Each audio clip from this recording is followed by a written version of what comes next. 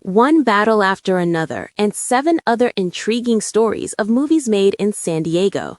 The 2026 Best Picture nominee starring Leonardo DiCaprio is just one of the many movies filmed across the county.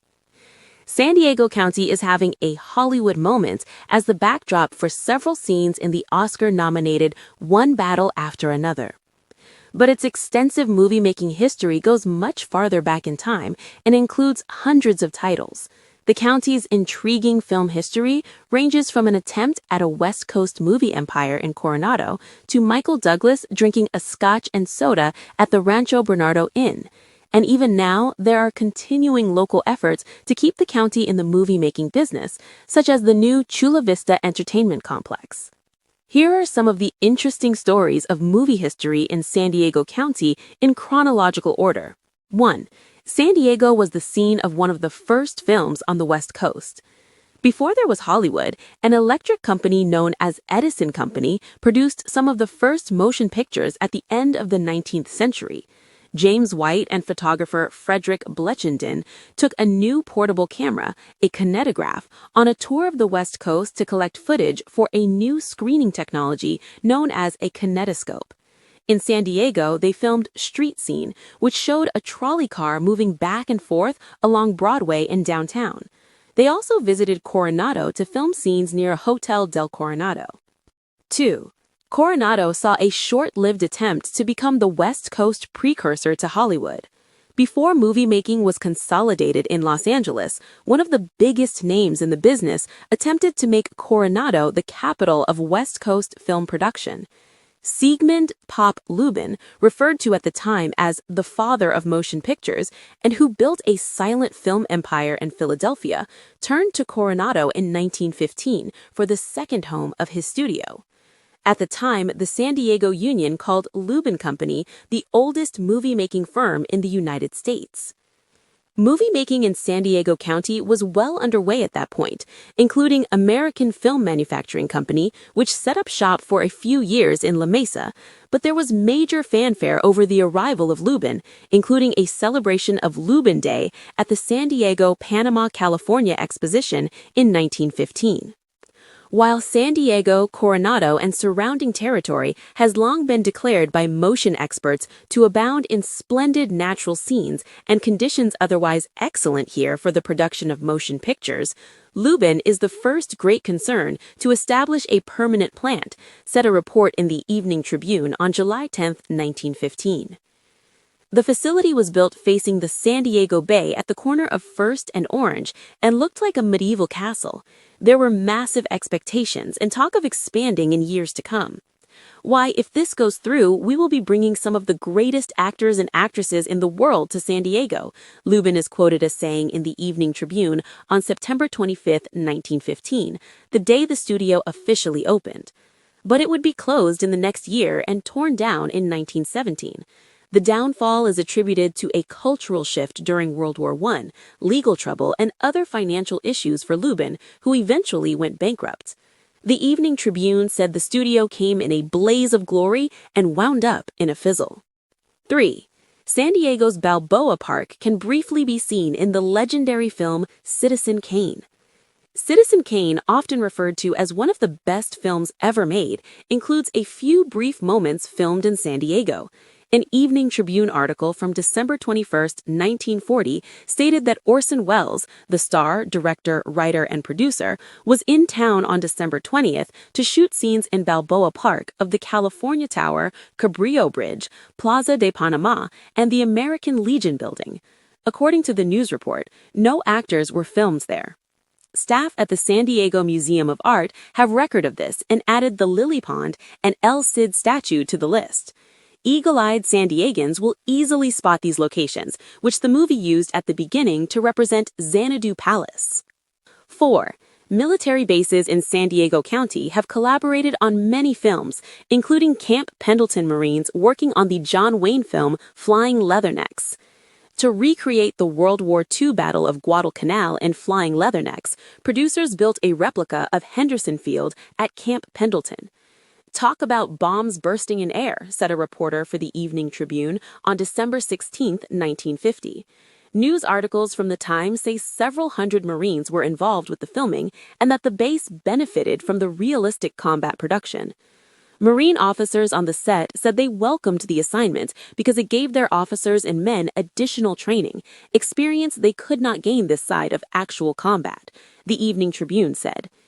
The number of military films shot in San Diego County is more than 100 according to the San Diego History Center, including Tell It to the Marines, They Gave Him a Gun, The Outsider, and MacArthur. 5. Filming of Some Like It Hot in Coronado put Marilyn Monroe in between a battle of two mayors. Among the most famous movies filmed in San Diego is Some Like It Hot, which stars Marilyn Monroe and won a Golden Globe Award for Best Motion Picture Comedy in 1960.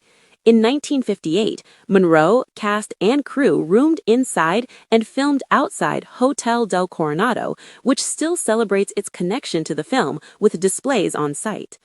I still get people today that will come into the museum and say, "Can you show me exactly where on the beach she stood?" She's still seen as a fascination. We have a large photo of Marilyn in front of the turret in our museum that we use as kind of a selfie spot, and daily people come in and take their picture next to her. The choice of venue, which in the film is the fictional Seminole Ritz Hotel in Miami, caused some grief to Marilyn when Miami's mayor contacted her to complain about filming in San Diego. On September 18, 1958, the Coronado Eagle and Journal reported that Coronado's own mayor, Beverly Harrison, responded on her behalf. Some like it hot, but not as hot in Miami in September, the newspaper clip says of Harrison's note. You forgot to mention gnats, mosquitoes, and hurricanes. Give them my best.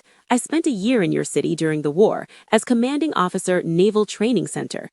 Come yourself to the original Garden of Eden, Coronado, and let me buy you a cooling drink. 6. Almost Famous is based on Cameron Crowe's real life, and he has a piece of the sports arena to prove it. Almost Famous is typically at the top of any conversation about San Diego movie history, considering its writer and director, Cameron Crowe, wrote it with inspiration from living in San Diego. It depicts Crowe's real-life experience, improbably becoming a music reporter for Rolling Stone as a teenager.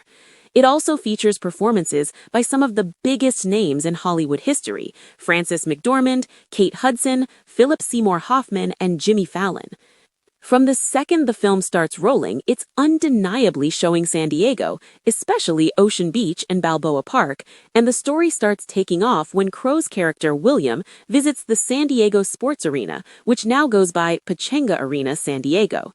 He's sent on an assignment to write about a performance there by Black Sabbath, and approaches the back of the arena, ringing the doorbell at the bottom of a ramp leading into the arena. The movie unfolds much like Crowe's real-life experience, and a bouncer at the door shuts him down multiple times before he finally makes it inside the arena. Filming for Almost Famous took place at the arena in 1999, where the actor playing Crowe pushed the same doorbell he pushed in 1972. Crowe won Best Original Screenplay for the film at the 2001 Academy Awards and published a memoir in 2025, Uncool, which shares much of his early life in San Diego. In the book, Crowe shared a picture of that buzzer and wrote, knowing the arena will be torn down eventually, that he asked to own that buzzer. Current Pechanga Arena staff obliged, confirming with the San Diego Union Tribune that they removed it for him in 2024. 7. Benicio del Toro is star of One Battle After Another, has more history with San Diego. Before becoming a massive Hollywood star who has appeared in Marvel and Star Wars movies, Benicio del Toro was briefly a student at UC San Diego. The Department of Theater and Dance there has record of del Toro attending in 1985 and 1986 before moving on to acting schools in New York City and Los Angeles. It would also be San Diego that del Toro had one of his biggest breaks as an actor. The 2000 film Traffic, which also stars Michael Douglas, Don Cheadle, and Catherine Zeta-Jones, takes place in and was extensively filmed in San Diego. In the movie, del Toro can be seen filming in locations such as the Marriott Marquis San Diego Marina. There are also scenes where Douglas and Zeta-Jones can be seen enjoying food and drink at the Rancho Bernardo Inn. For the role of Javier Rodriguez in Traffic, del Toro won an Oscar for Best Actor in Supporting Role. 8. One Battle After Another films in San Diego. In 2024, director Paul Thomas Anderson brought cast and crew to San Diego County to film in multiple locations. Otay Mesa Immigration Detention Center can even be seen on screen towards the beginning of the movie, and filming really took place in Otay Mesa, where the crew built a detention center set. We would have Border Patrol and immigrants crossing in as we were shooting, production designer Florencia Martin told Variety magazine. Other locations include the Westgate Hotel, Ocotillo Wells, and an area known as the Texas Dip in Borrego Springs.